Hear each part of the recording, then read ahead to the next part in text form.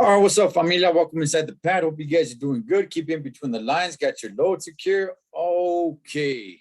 I have a very special guest here with me, and we're gonna get into something that's very serious, something that, well, nobody really talks about too much. It's just kind of a thing in the past, and we'll definitely get into all that stuff. Let me go ahead and introduce my guest. My guest here, I actually met at the Rock World Outreach. I'm talking about my man, my brother, Papa Danny. How you doing, Danny Hernandez? Okay, I'm doing fine. How are you doing? I'm good. I'm good, brother. It's always good to talk to you. It really is. You know, every time I see you, Danny, it's like you know, you're just a bright, happy person. At least that's what comes off, you know. And even though sometimes I'm hanging my head or having a bad day or whatever, and I see you, you know, and you look at me, you smile, and I shake your hand. I'm like, man, you know what?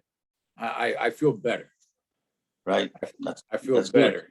You know, so Danny, I mean, you service in so many ways. I just want to let you know that's one of the ways you do you know, put that out there. Whenever I shake your hand, Danny, and here's the thing, and I've never told you this either. I'm gonna tell it to you now. I've never told you this. But whenever I look into your eyes and I shake your hand, I know I'm shaking the hand of a righteous man, a stand-up man. And that goes a long way today, because a lot of guys today, they're not true men anymore. Right. But whenever I look into your eyes, you know, whenever we see each other, you know, we look into each other's eyes, we give a good handshake and we give that hug. And it's just such a great feeling. I'm like, I know I'm connecting right here with a good, righteous man. You know, so I've never told you that before, Danny, but I'm telling you that now, man. So I definitely appreciate you, brother. Well, that's why I adopted you as my spiritual son. You know, I've adopted a lot of them, you know. Yeah. And Yeah. God has brought me multiples of young men to teach them, to walk with them, to teach them the right thing, that there is people out there that care. And, you know, my wife always says, you know, I'm the father to the fatherless, even though some of them have their father, are not teaching them, you know, what to do and how to do it. Because as a matter of fact, I have 3 stepsons that my wife she's been serving God for a long time. She's worked at the Rock, you know, and all this stuff. And, you know, he used to fight her not to let them go to church. You know, he taught them how to go to church. And all of a sudden, you know, they quit going to church. And, you know, even she's got a son as a pastor. And, you know, he's going through some stuff too. He had to move back east to go with his wife, you know, and that was kind of hard on my wife, you know, because she says, you know, I feel like I did something wrong. I go, you know, they're men. And, you know, the thing is, they're not having the proper guidance because, you know, their dad is still an alcoholic. He's still out there doing whatever he wants to do. So, you know, I mean, I've done what I can with them. And, you know, sometimes they don't like it. And, you know, I mean, it's not my fault. I'm straight with you. I mean, hey, I'll love you to life. But you know what? Be straight with me. Don't lie, and, you know, don't come and say, hey, this, and then you're doing something else. Because that happened to me a few times. Right. You know? Right. Yeah, no, definitely. And you know, I grew up without a father, and it just I just see it. I just see it in you, Danny. I really do. And you know, whenever you and I talk, or just a little bit that we share with each other, man, I just, you know, I highly appreciate it. But Danny, let's just get a little bit of background on you. Where would you grow up at, brother? I grew up in South Fulton. You know, okay. I grew up there. I went to school till the 5th grade, and then we moved to North Fulton, and I started going to school here, and then I went to the junior high. You know, I grew up in, you know, it was rough in South Fulton. It was always fighting and stuff like that. I mean, it wasn't as bad as it is now. but now it seems like it's gotten worse, you know.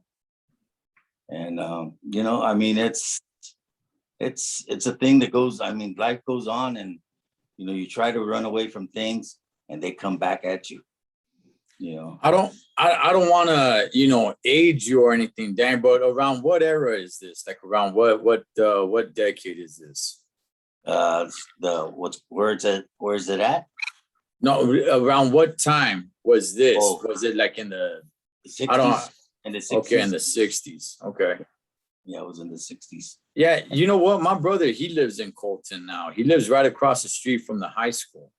Oh, Yeah, he's been living there now for, man, I don't know, about 4 years. I might be off. I'm not really sure. I should actually call him and talk to him a little bit more. But yeah, he's been there for a minute or two. But so anyway, Dan, I see your shirt, brother. You served in the army, right? I went when I was 20 years old because I couldn't find a job. You know, I mean, I tackle here and there, and I had to do something with my life. You know, I had to change because it was like I was out doing the same thing until I went into the military, until I realized a lot of things that it taught me, and you know what my dad taught me too. You know, I mean, my dad was out there doing his thing too. You know, but you know, the thing is with my dad, he was always there, even though he was an alcoholic. But the only thing is, he was rough when he was drunk. You know, I mean, he wanted me to do this and do that, and you know, it never touched me to do that, to go up and start fighting for nothing. And you know, he would always say you need to protect yourself, or somebody looks at you dirty, go tell them. You know, and I wasn't that type. You know, I grew up in South Colton. I went into the military. I got out with an honorable discharge. I started working for this trailer place for about a year, and then I got into the railroad. And the railroad, I was still kind of messing around, drinking a lot and doing things that you know, until I overdid it. And I almost got fired for it. And I went to a rehab, got myself straight, and I got better. I got better, you know, and you know, they tell you to find a sponsor, and I couldn't really find a sponsor. And one of the foremen that worked there, he invited me to church over here in Colton, and I went for about a year. And later on, I heard about the Rock, and I went towards the Rock, and I've been there ever since. You know, I've been there 32 years, and I've been serving God, and I've learned a lot growing up, and you know, things that our pastor has taught us, and that's our senior pastor, which is Pastor Jim. He, I caught on with him quick. You know what he wanted, how he wanted stuff, and what we had to do, because it's like when my son got killed in 2000, what was it, 2000, a year before the 9/11.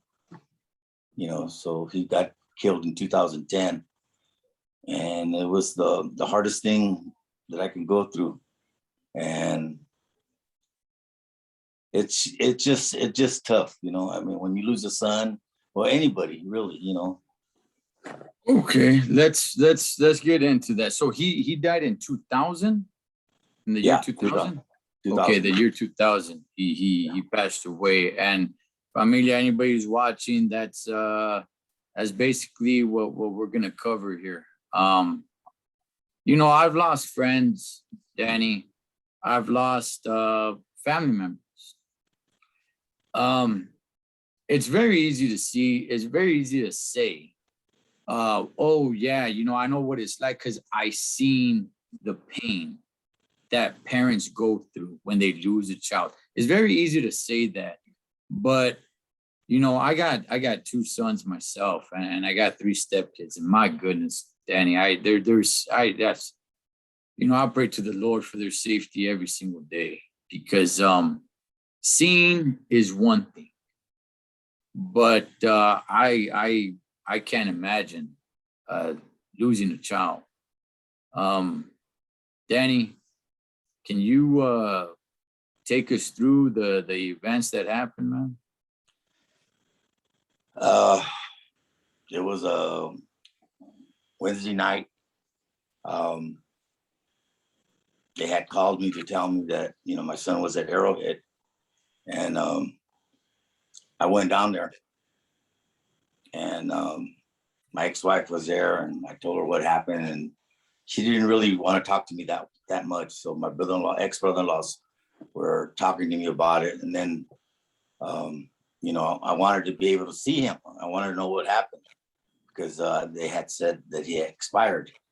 And I go, what do you mean expired? And you know, I didn't understand what they were trying to say to me. And they said he passed away, but we need somebody to identify the body. Well, as I prepared myself to go see the body, my parents called me, and I told them, you know, I couldn't do it right now. They wanted me to go pick him up and go pick him up. Finally, I went to go pick him up. So, you know, and it's funny because I don't think I told you this, but when I went to go pick him up, I used to play a clown at the church. Okay, I used to entertain the little kids and stuff like that. And Okay. and this little girl that was there, she saw me, and she grabbed me by the leg, and she goes, "Hey, Mr. Clown," you know. Oh man. And Yeah. no clearer than that. I mean, I don't know what it was, but as I got up, I heard somebody tell me, "Don't worry, he's with me."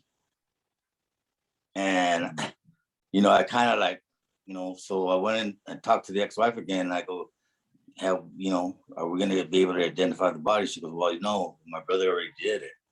So I go, "Wait a minute, I'm the dad." I got upset, you know, Right. I got upset, and I told them, I go, you know, I want to see my son. They go, "Well, we can't allow it. Somebody already identified him." I go, "No, you know," and I got a little bit rough. Mm. Finally, they said, "Hold on a minute." Doctor came out and he says, you know, he tried to explain to me, and I was not listening. I said, "I want to see my son." Well, I saw my son.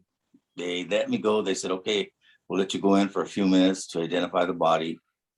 Well, you know, he was stabbed 100 times. And, you know, he was at the wrong place at the wrong time. Um, he he didn't. I saw him, man. I don't know how to explain it, man. It was really rough. I mean, I was like stuck for a minute. Finally, when I came out, you know, I told his mom, "Well, so what are we gonna do?" And they told us, you know, "Well, you guys need to go home now, you know, because we can't really do nothing right now until the morgue comes and all that stuff." So the mortuary called me, and maybe I think it was the next day they called me and they told me, you know, "Hey, is there anything special that you want to put on your son?" I go, "No, I want to know what happened. You know, I mean, nobody's told me nothing." So his girlfriend that he was with, my grandkids' mom, came and she told me, she goes, "You know, this and this." And then I go, "What do you mean this and this? I mean, what happened?" She explained to me one thing, and my niece explained another thing. So, you know, I just said, "Well, why did, you know, they took them, they were partying. They were at the, I don't know if you know, Imperial Palace that used to be in San Bernardino. They used to sell, No, they used to no, sell, but no, but I do know Arrow. Arrow is the hospital, right? yeah, Arrowhead. From town. Yeah, yeah. So, But no, I don't know this other spot you're talking about. But it well, man, it had to have been frustrating you trying to get information, and right. everybody's just kind of giving you the runaround. Well, you know, the thing is, they already had gave it to my brother-in-law. And I told Okay. him, he's the uncle. I'm the dad, you know. Mhm. I started getting upset, like I said, and you know, I got upset. It took me about of yelling so much. I think it was about 30 minutes. But then I realized that I had to chill out. I was not gonna get anywhere if I kept yelling, because you know, as I got up with that little girl, like I told you, I heard somebody say he was with me. Well, a Catholic priest came out, and he said that my son had received his last sacraments. So it kind of gave me confirmation that what had happened, he did, you know, he did die. He died in vain, but I know he's in heaven. I really believe that he's in heaven because, you know, he suffered. And they say as people suffer, they go to heaven. Right. And you know, for the longest time, it's like, I mean, it stays in my mind. It stays in my kid's mind. My daughter is the one that takes it the hardest, you know, because they were close at age. My younger son, he was close to him too, but you know, he doesn't. All he remembers is staying at his house, you know, and stuff like that. He would spend a lot of time with his brother. He looked up to his brother even when he went into the military. He always looked up to his brother, and to this day, I think he still does. He looks up to his brother. You know, he always says, you know, if he was here, you know, if Danny was here, you know, it'd be different. You know, he would tell me stuff, and my daughter, all she does is when it's his birthday and stuff like that, she's just crying, you know. And I told her, you need to let go of it now because you know what, he needs to rest. You know, sometimes, you know, we take it too far, and you know, sometimes we just let go and let God take care of it because I mean, they'll always be in our hearts, but you know what? Right. There's nothing wrong with crying. I mean, I would be working in certain days that I would pull over and, you know, because I was a truck driver too. I'd pull over and, you know, just mope like a baby. And you know, then, you know, one time I remember because I was working out here in Corona, they moved me to LA and I started working there and it was almost his anniversary. Well, it was his anniversary just about. And man, you know, it just kind of, you know, you get sluggish. You start feeling like, man, you know. And a friend of mine, you know, came up to me and goes, "Hey man, quit being so lazy. You know, what's wrong with you, dude?" You know, I go, "Hey man, just chill out, you know. I'll be there in a minute." And he kept on, you know, and finally I said, okay. So I went back to work and, you know, I did what I had to do. Well, that following Saturday, he came to my house and he was he was, I mean, I don't know how to explain his face, but he looked like something had exploded in his face or something like that. And he came and he goes, hey, you know, he started telling me, hey brother,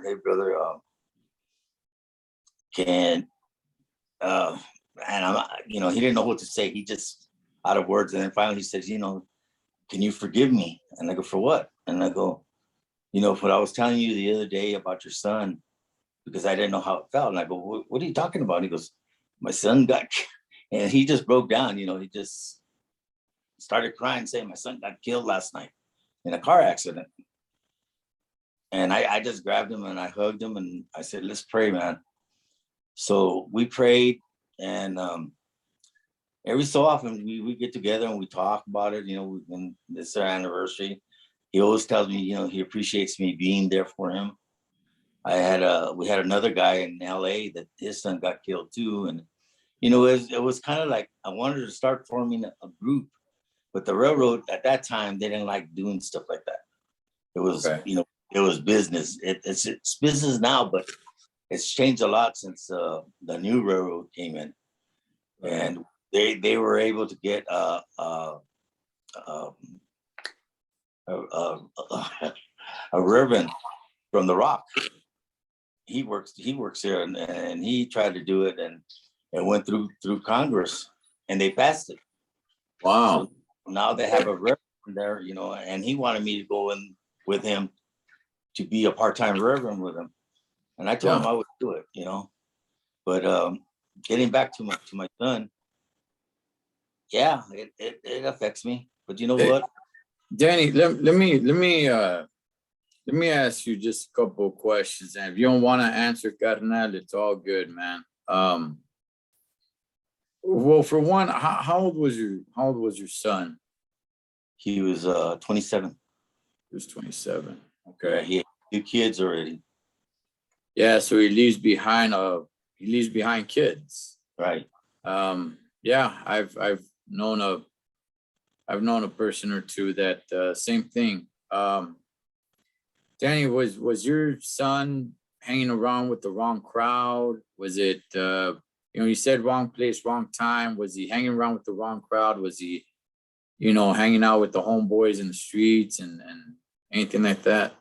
Well, he was hanging out with the homeboys, and my ex-in-laws were kind of, they had boys that were younger than me, and they were out there doing, the street gang too, and Yeah.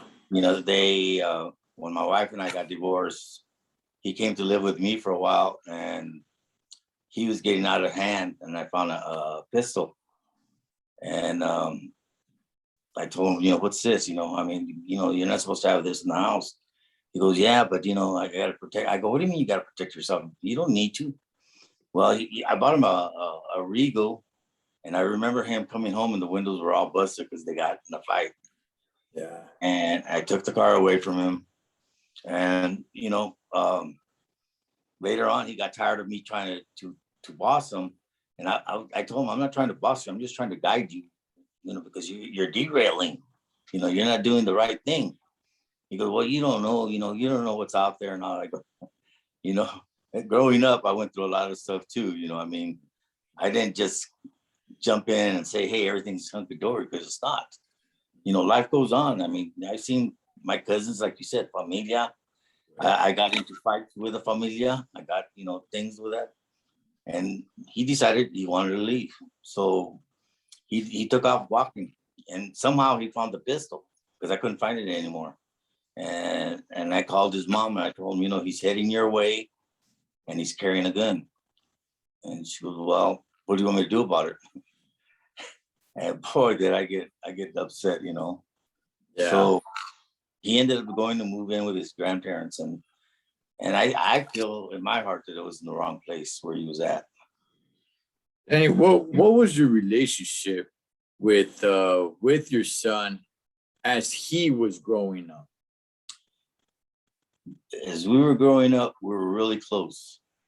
It just when we help me with the grass, he would help me with certain things, and he wasn't into all this stuff, and until his mom and I got divorced, and he started hanging out with the guys, and next thing I saw, he shaved his head off, and Yeah. he started getting tattoos, and What? I go, How old was he when you and your ex-wife got divorced?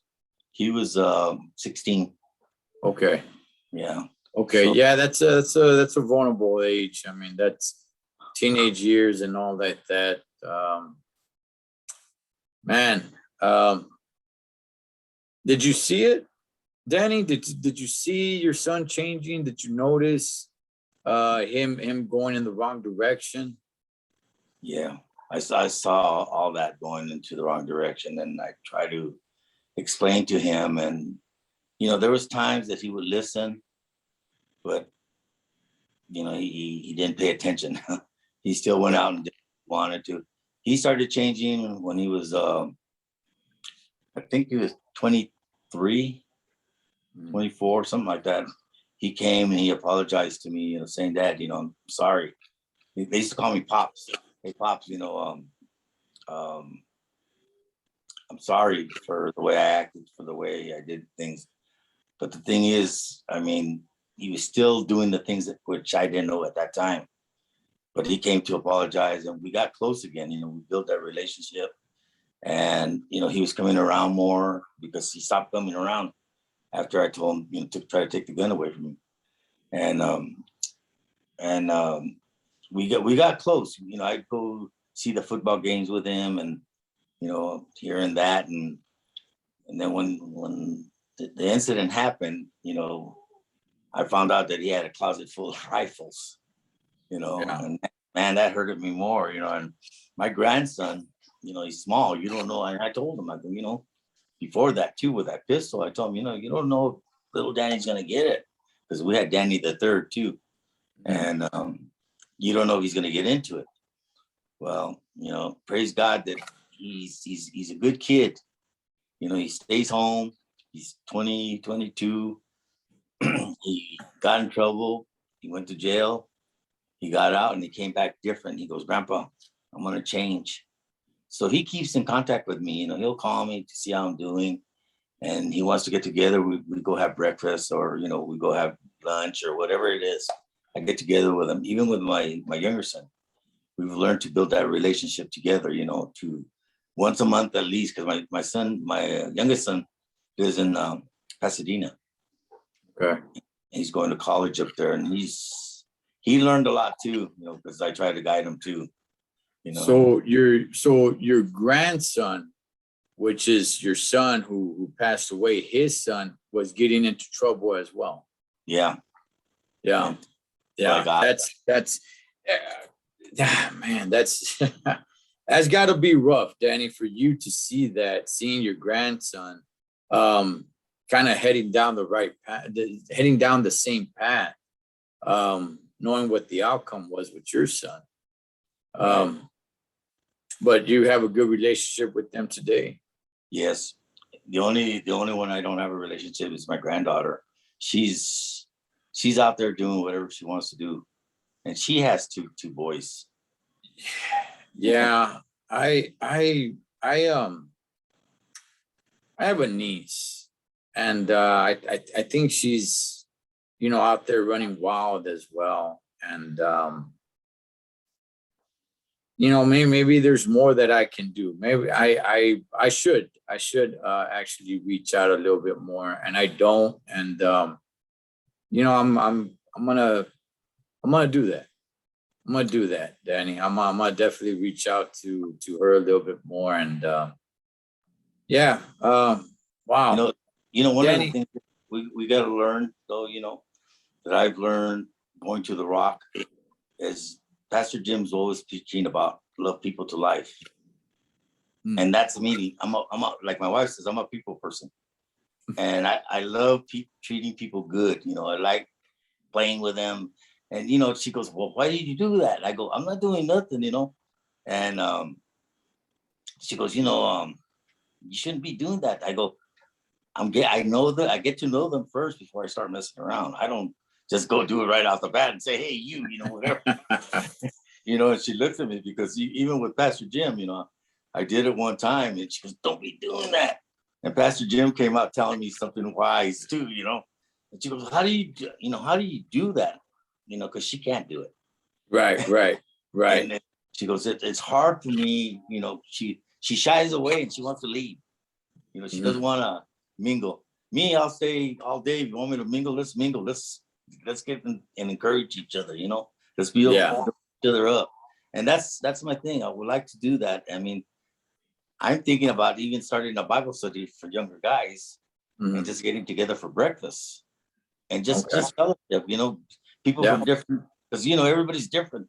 They're from here, they're from there, wherever they're from. Maybe they get together and, you know, build a relationship, because that's what's important to me is you guys building the relationship. I don't want the same thing to happen to you, because even my worst enemy, I wouldn't want to happen to him what happened to me. And Danny, so great. I mean, let's get into that right there. Well, first of all, you being a people person and everything, Danny, it shows. It does. Every time I see you, it's just you're very approachable, and you're definitely like I said, you're definitely a bright light, man. So let's get into that, Danny. The effect that it had on you as a parent losing a child. I like I said, I've known people that have passed away at a young age, and I can see what it does to their parents. One of them was my aunt. I a couple of, you know, friends, homies that died, and see what it does to their parents. But like I said, Danny, seeing is one thing. You know, actually going through it, it's gotta be completely different. Like your friend Rooster, who was telling you, like, hey, snap out of it. Carnal, you know, come on, man, you gotta get over it. And then his son passed away in a car accident, and now, you know, now he can kind of connect with you on that. But so Danny, I mean, right after, I mean, let's just fast forward a year after your son passed away. How were you doing? What was your, what were you like at that time? Uh, well, I was going through my rough times. The first couple of years, it was kind of hard to adjust to, because even when the incident happened, it got hard for me to go to church. I got Right. mad with God. I got mad with God. Mm. And oh God, where were you? Because you don't expect it to happen in your own backyard. You see it in the news, but you never expect it to happen to somebody in your family. And it was kind of rough until a couple of brothers came and got me, and they come and visit me every other day, and hey, get ready, we're gonna pick you up for church. And I'd still sit here and I tell them, hey, you're gonna be late for church, and they said, don't worry about it, we're gonna stay here with you. Finally, maybe about 2 weeks later, they got me to go to church, and it was really, it was kind of spooky to go walking through those doors again, because I had stayed away too long. And as I walked into the doors, I went into the main sanctuary, and everybody was greeting me, and all of a sudden, one of the elders that was there, he came up to me and he says, I'm truly, truly sorry for your loss. And then he just got me and he hugged me. He goes, God didn't take your son. The devil robbed you. And that's what he does. He robs our kids because he's influencing them to be out in the streets. You're cool. Don't worry about nothing else. But some go to church and they're still doing the same thing. It's totally up to, like I told my son, everything you do, you're responsible for. I can't get you out of it. I mean, if you decide you want to go do this and you want to go do that, I can't hold your hand 24/7. You're a man. And that's one thing that he didn't like, because I was always getting on his case about, straightening out, going to work, because I got him a job at the railroad and he got fired. Well, I got him back on and, he was doing really good. And he took a detour. He was just the wrong place at the wrong time. He wasn't partying with nobody. He was with his girlfriend and his cousin. Right. But they crashed his car, and the girlfriend kind of followed him where they were at, and he was passed out in the back. This is the story that I got finally, was he passed out in the back, and she woke him up to say, hey, they wrecked my car, and he didn't even know what was going on. And he went out there and he started fighting. There was 5 of them against him, and they were just tossing him all over, and she took off.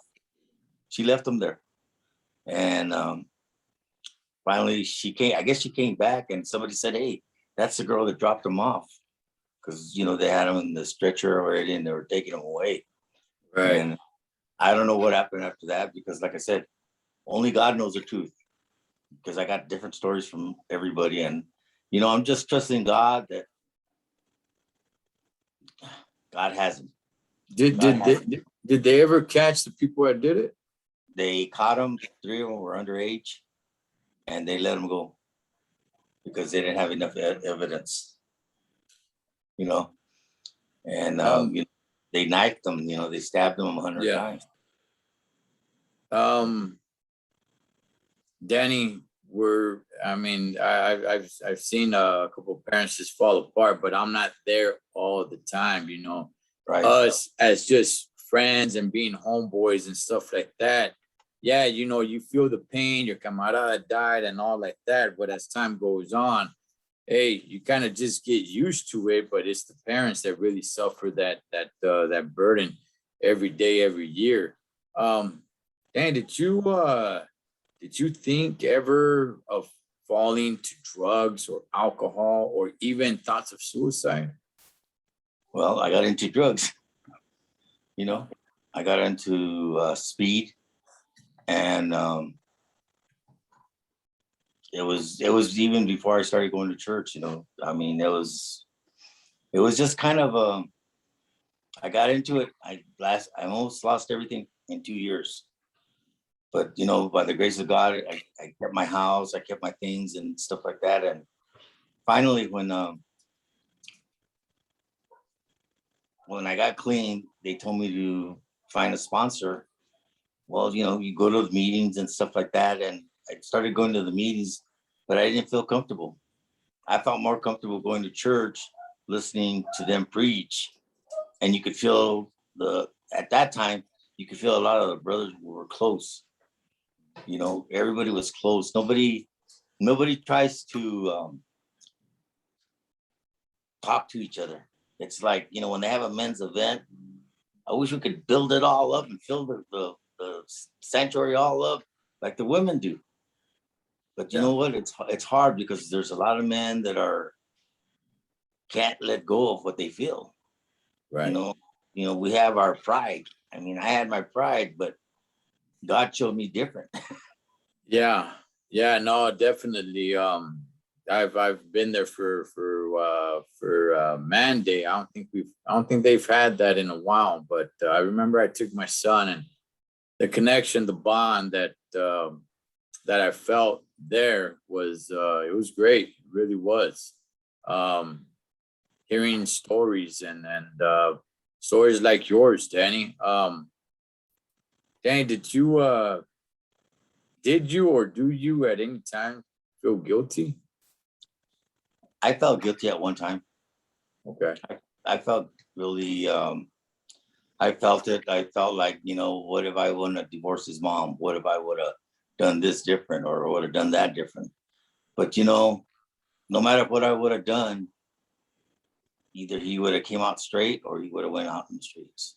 And, fighting the difficult things that we fought out in the streets. I mean, like I said, I would see it out in the streets all the time, especially when I used to go back where I used to live in South Colton, and stuff like that. I see it. And I mean, I don't know. Honestly, I feel guilty off and on, and I get lost. I get lost into it sometimes on his anniversary or his birthday, because he got killed on my dad's birthday. So it was kind of hard celebrating a birthday and a death, Yeah. And I told my dad, I told my dad, you know what, you gotta celebrate your birthday no matter what, I mean, and we started kind of letting go. I mean, it's there no matter what. I mean, my dad's gone now, and I still celebrate his birthday, and hey, I remember my son, but some of the things, like I said, I mean, I battled with it. I mean, I thought of going and looking for these guys, and I had the Lord talk to me and tell me, vengeance is mine. So kind of cleared my head a little bit, and little by little we started. I got involved with the church more and more, and I started doing more, and I love serving God's people. Just enjoying them, and say that could have been my son.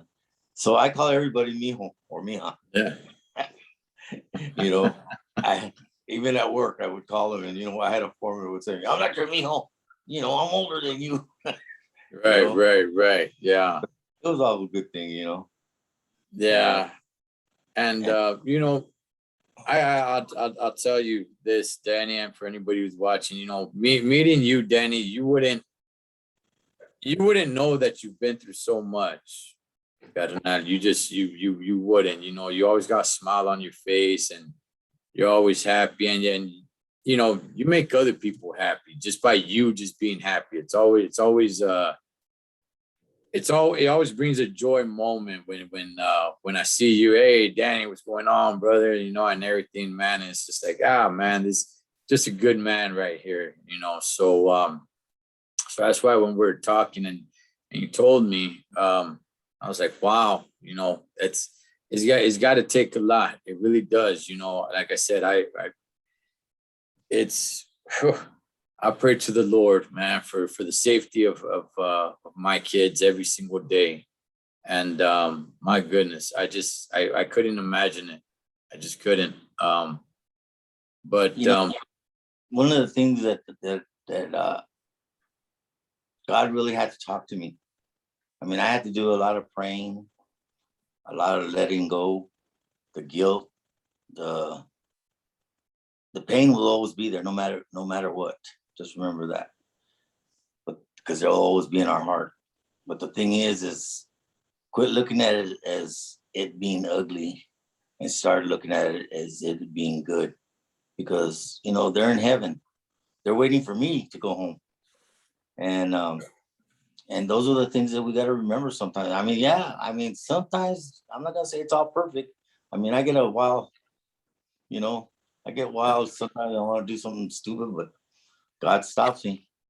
He tells me put those brakes on. Mhm. So, but God is good all the time. And we just got to remember that. Hey, you know what? It's hard, but we just got to deal with it. And we know where our kids are at, and it's not God's fault. It's their fault. They made the decision. God was trying to stop them because my son got saved too at the Rock, Okay. and his girlfriend stopped him from going to church. All right. So, Yeah. so for a while, I started blaming her, but Right. God said you can't blame nobody. He has a mind of his own. He decided to make this decision, and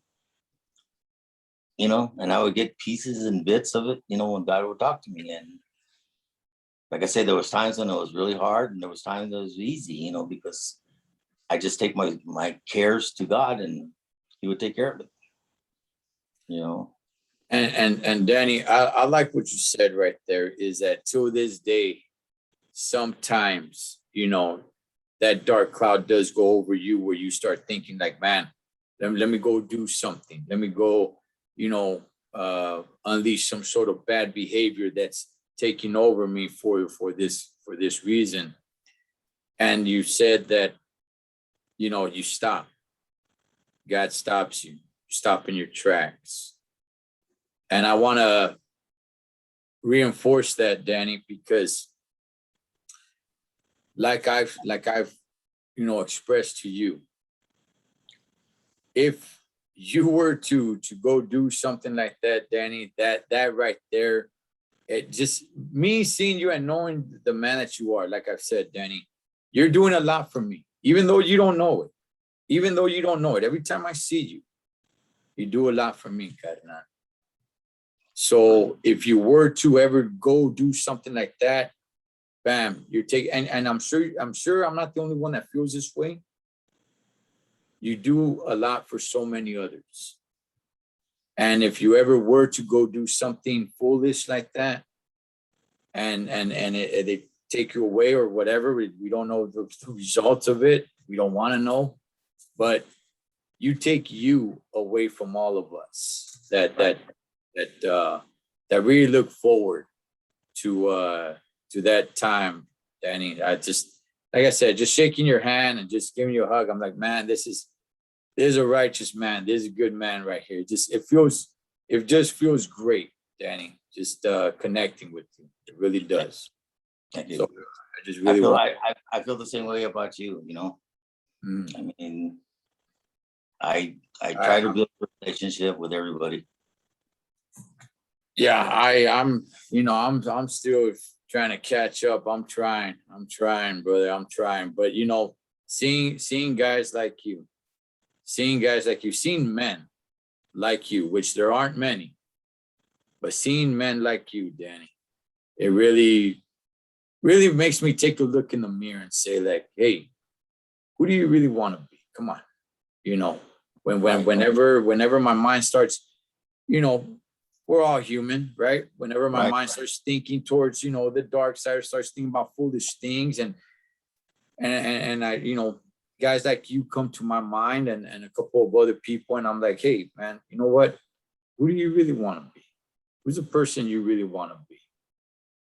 What kind of man do you want to be, and what kind of man do you want to be for your sons? So yeah, Danny. So I'm glad we connected, brother. Yeah, we gotta be the example to our kids, Yeah. Because we're a great teacher as we teach them, but like I said, it's up to them to understand what we're trying to say. So my thing is, I'm not trying to tell you what to do. I'm just trying to guide you to do the right thing. That's what I would tell my boys. And, you know, my youngest one, he's doing really good. You know, he got a scholarship to go to UCLA. He graduated. And now he got another scholarship to go get his master's. So he's going.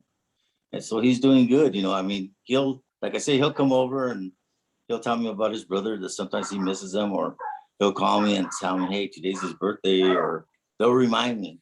Like, I don't know, you know. And, but they always remind me, hey, you know, today's Danny's birthday, or, you know, my daughter has a habit of putting on the news, you know, celebrating, you know, they put the birthdays and stuff. Mhm. She does that a lot, you know. But, you know, I thank my dad too. You know, he had a lot of it to do with it. I mean, yeah, he had his bad days, but still he had his good days too. You know, he showed me that he cared, and even to his last days, you know, he was crying out to me and saying, you know, he was sorry that he was never there really for me that much, you know, because he was too busy with his friends partying and stuff like that. I go, well, one thing you taught me, that not to drink so much, you know, because look what happens, you know. But Right. you know what? He went to work every day, no matter what. He went to work, hungover or whatever, but he went to work, and that's what he taught me. If you want something in this world, you got to work for it. You don't go steal it. You don't go borrow money for it. You go work for it. And those are the things that I try to tell you guys. Hey, you know, if you work for it, it's yours. But if you steal it, they're gonna be looking for you. You know, and other things. If you borrow and you don't pay, they're gonna come and take it away. Yeah. You know. So Yeah. there's a lot of things that we you know, that I see that my dad has taught me what to do. And you know, I give my dad a lot of credit too. I mean, I think about him all the time. You know, I tell my wife, you know, I was thinking about my dad today. It was something that he would tell me, you know, because when he only hit me one time when I was little. But the Mhm. thing is, he let my mom do the rest. And when the moms get it, you know, we get it worse, you know. Oh, one thing that we all have in common, all of our moms are just a little bit crazy. They got that chancla. Yeah, yeah, yeah. That's one thing that connects us all, Danny, is that all of our moms are a little bit nuts. But no, Danny, well, listen, brother, I definitely want to thank you for coming on here and sharing this story, your story of losing your son. We again, I'll say it again. I've lost friends, I've lost homeboys, Right. and you stay in contact for only so long, and then eventually your life just moves on. Right. And every now and then you do rethink, and you're like, man, you know what? I miss the homie, so and so and everything, right?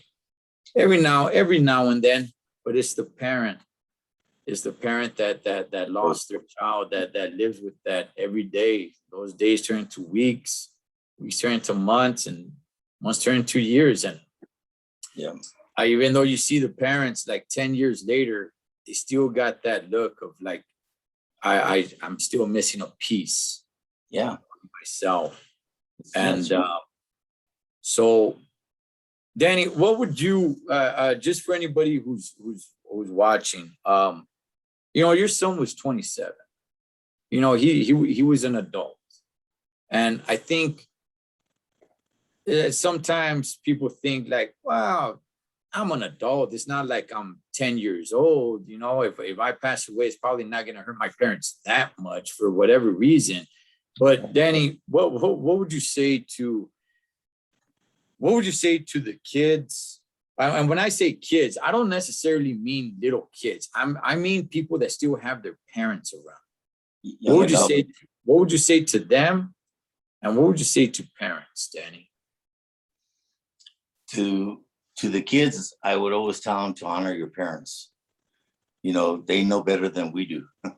We think that they don't know, but like you said, you got kids of your own. You're trying to carry that example different if your dad was out there doing the streets, because you want what's good for them. And sometimes we don't want to listen. We want to do what we want to do. And that's when you get in trouble. because you're doing what you want to do. And I kind of say that the younger generation should reach out. If there's something going wrong, don't be scared to go talk to somebody. I mean, I started my own ministry of sending out this word out every day that I send it out to people. Even the younger generation, I send it, and they receive it. So it's easier for me to talk to them because sometimes there's nobody there to talk to, because sometimes the parent doesn't want to listen. But then again, too, there is parents that want to listen and guide you in the right way. Nobody's the same. Everybody's different. And those are the things that you got to realize. If you don't ask, you're not going to know. So sometimes you need to go reach out to your parents and ask them, this is what I'm going through. And if you don't get it there, then find somebody that you could talk to. I mean, I try to talk to everybody. I try to encourage everybody, and I try to do what God wants me to do. And like I said, it's loving people to life. Parent, I tell the parents, I really don't know what to tell the parents, because the thing is that I go through it every year. They're always in my heart. He's always in my heart, and sometimes I have my good days and sometimes I have my bad days. But you know what? The thing is that what I stay focused on is the good times we had together. Right. And that's what encourages me a lot, and my younger son kind of reacts to it like him. So it kind of, it helps me some, my younger son, I mean, I always tell him, hey, I love you, man. I love you, and I'm here, we need it, let me know. You know what? Let me stop you right there real quick, Danny. Okay. I don't even know why. Okay, but I've never told my sons I love them. They know that I do, but I've never said it. Right. I don't know, Danny. I don't know why that is. I can't give you an explanation, brother, but I don't know. I've never done it. Some people have said like, hey, you should do it. And Right. and I agree. I'm not gonna I don't disagree with it. I don't know, Danny. I've never done it. Did your dad do it with you? Well, my dad left. I grew up without my dad. That's what it is, that emptiness. You get that emptiness, hey, they never did it to me. So, they know that I love them. So leave it as that. But sometimes you need to realize that they don't understand. We have body language that we got to give them. Like, when, like you said, when you walk into those doors and I give you that handshake or I hug you and say, hey, it's good to see you. How do you think they would feel if you said, hey, mijo, how you doing? And give them a hug. That I do. I mean, we do the whole handshake and that, but the actual words like, hey, I love you. I've never done. I've never. And man, I'm over here getting all emotional now, man. You're talking to me about it, Danny. Wow. Man. It's practice, brother. It's practice. Remember, God loves you. So why can't you love them? Right. And I do. I love them very, very much. I do. Praise God. It's just the words. I don't know why. It's and I have a 20-year-old and a 17-year-old. Well, maybe as you get older, you're gonna realize you're gonna because as you get older, you see things that go on. So you want to be able to love them. When they do the right thing, don't you reward them? Yes. Why can't you just say, instead of buying them something, why can't you just give them a hug and say, hey, I love you, mijo, and I'm proud of you? Oh man. Yeah. Wow, you got me you're hitting me right here right now, Danny. You're hitting me right here. Tomorrow I'll get you and I'll hug you and I'll show you what I did. Oh man. Hey Danny, listen, brother. Like I appreciate you coming on. And this isn't the only time I want to have you on, Danny. Okay. You've had quite the life. We've talked, you and I have talked, and I definitely want to bring you back on, brother. I really want to have you on to share this experience. Losing a child, I mean, I'm sure it's something that sticks with you to the day you die. Right. You And, know, but just remember, they'll always be in our hearts, no matter what. But we got to move on to. We can't stay stuck because, you know, if we're thinking about it, something can happen to us too. You know, right. I mean, me thinking about it, I forgot to tell you too, thinking about it, I got a stroke. Oh, yeah. You know, I got a stroke. And it, it was funny because it was his anniversary and I started thinking about it too much. I ended up getting a stroke and I ended up going to the church, and that's when I got close with Pastor Jim, because he got the whole church to come and pray for me. Right. And I felt it. I mean, I've been there 32 years now. And Pastor Jim he's the main papa, you know? Yeah. He has shown me a lot, good and bad, you know? I mean, it's not always good. Sometimes he'll yell at me, but you know what? I might need that yelling, you know? And sometimes it's just some of the things that we have to do because we're trying to guide you guys. We're trying to love you guys. Well, Danny, you had that yelling coming because you gotta grow up, man. You gotta grow up, Danny. You're too wild, Yeah. Danny. Hey, Yeah. hey, Danny. Before we get out of here, any last words to anybody that may be watching? Anything, whether it's about this subject, any subject, just any last words, any shout outs, anything that you want to say, Danny, before we wrap it up. Well, you know, just I mean, your friends are close, but you know, as you get older, your friends separate different ways too. So try to reach out to somebody in the family or somebody in church. If you start going to church, reach out to somebody and be able to build a relationship. You got to start somewhere, somebody that you can trust and build a relationship. And if you can build that relationship with somebody, I'm sure that you'll get where you need to go, because sometimes that person will love you and you, where'd this come from? You know, I never had this before. And, you know, I had a couple of them that were like that. They were shying away, you know, yeah. But you know what? To this day now, that good word, you know, good word right away, you know. And I just say, learn to reach out, you know, because it ain't out in the streets. Let me tell you, you know, you need to reach out to your family or friend, somebody, and just be strong about it. You know, I mean, like my dad used to say, "Quieres ser viejo? Pórtate como un viejo." You know, be a man about the things. And no matter what, we're men, all right, but we're the weakest link. We're the weakest link. You know, our wives are probably stronger than we are. And you know what though? We need that loving from them too. If you teach them to tell you that they love you, they'll tell you back that they love you. Like my sons always said they love me. And you know, that's what built the relationship with me, with them. So if you do it, they'll give it back to you. And once you start hearing it back, man, it feels so good. I mean, your heart just, like you said, I feel it right here. I remember my son, the one that got killed. I mean, he'd always pick me up like a string bean or something. And I go, man, put me down. Shoot, you're killing me, dude. He goes, but I love you, Dad. You know, and you know what? You miss him. I miss it. But now my younger one is trying to do the same thing, you know, and I let him do it. Let them do it. Let them love you. You know, teach them, hey, it's okay.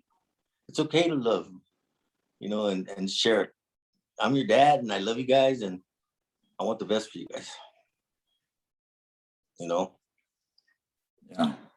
Yeah, definitely, Danny. And man, this is really just having this conversation that we just had right here has really got in my mind, my heart, and I'm really rethinking things myself, man. So Danny, definitely want to thank you. Definitely want to bring you back on to talk about some other things as well.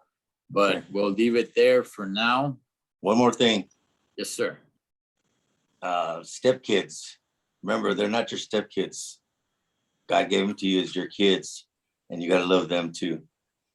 Because, you know, my stepkids, I always tell them that I love them too. And Yeah. a couple will relate, but the other ones, you know, one of them doesn't want to relate to it. But he'll come around when it's time. You know, it'll be in God's timing, you know, because you said it, don't expect it. Right. Keep feeding Right. it. Keep feeding it. Remember that. Yeah, man.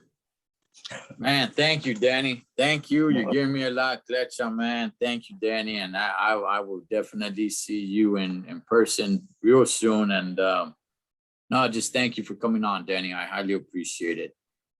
Thank you for And we will end it right there. Familia, as always, live your life like you're on the road. Be aware of surroundings and always keep a safe distance. Blood makes you related, but loyalty makes you family. Till next time, this is Ed the Thecholotrucker for Papa Danny Hernandez. Over and out. later.